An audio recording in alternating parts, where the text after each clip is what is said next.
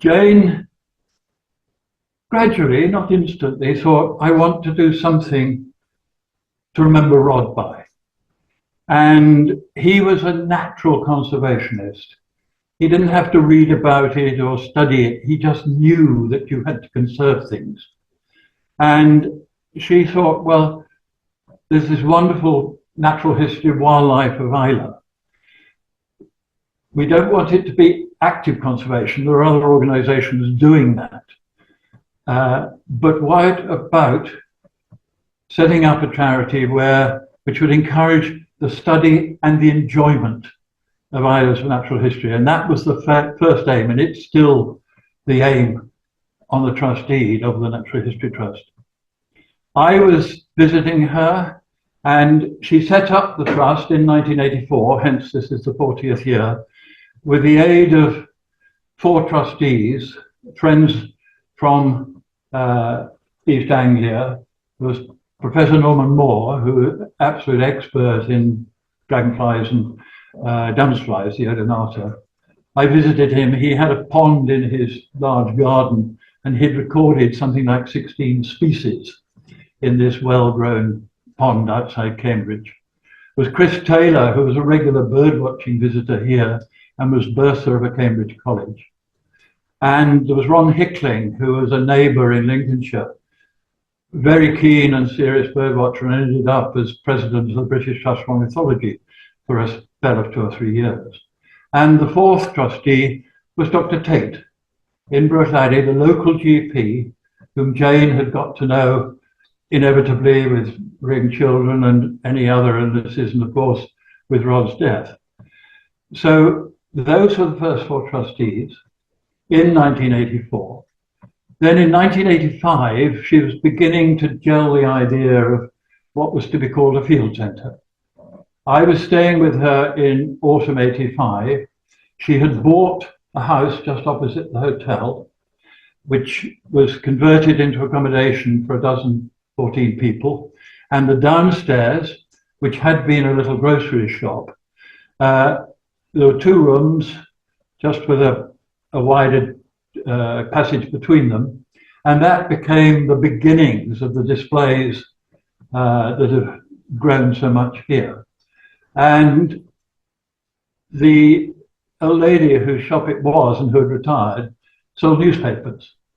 And rather than pass them to the village shop up the road, she thought, well, if I carry on the newspaper business, it'll bring the locals in and they'll begin to see what it is.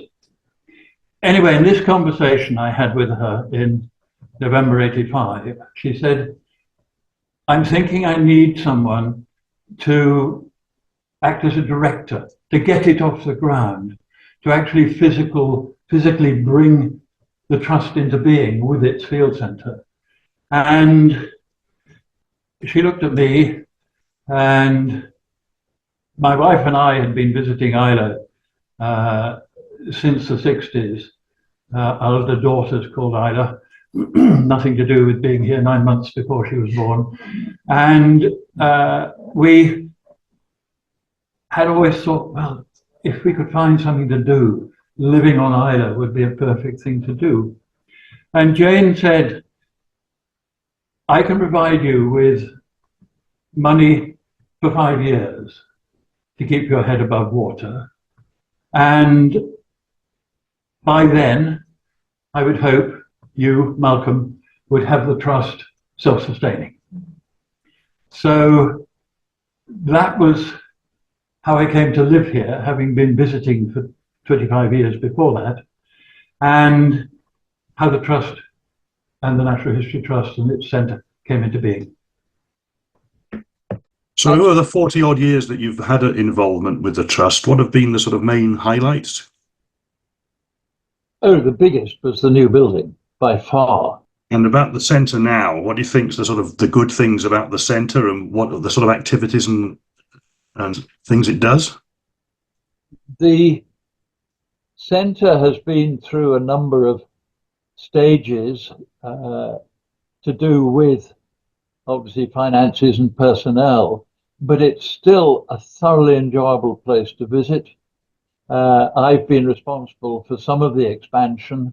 When Carl Reevy was chairman, somebody advertised this very large aquarium, and I think he wanted £100, and we found that and brought it in and made that a saltwater aquarium, with the fire brigade kindly emptying it and loading it again in the spring.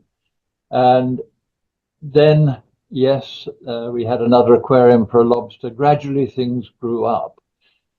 I remember sometime in the 90s, early 2000s, I was with a family at Windermere, and they've got an aquarium site there, and they had a touch tank.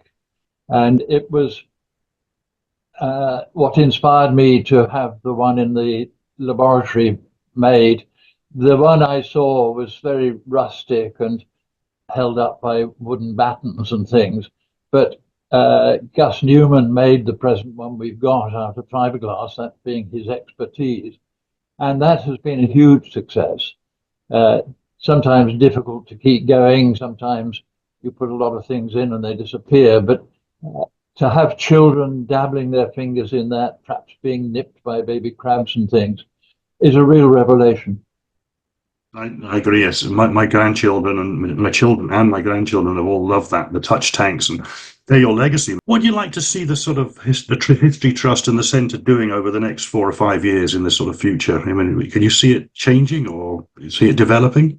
I've not really given that much thought, but I really do like the program of events that go on, which started when I was heavily involved. But for example, Becky Williamson, who was very keen walker and started what we used to call natural history walks and turned into natural history rambles, because rambling was more the speed at which we moved if we went out to a shore site or a seaweed site.